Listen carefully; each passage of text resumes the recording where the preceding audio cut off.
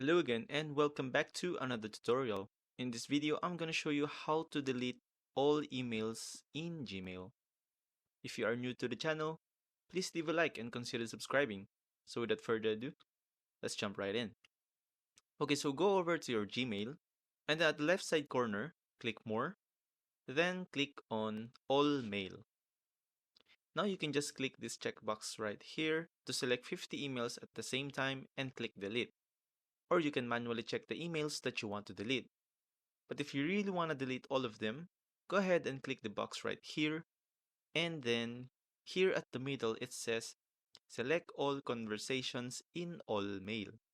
When you click on it, it will then select all of your emails at once.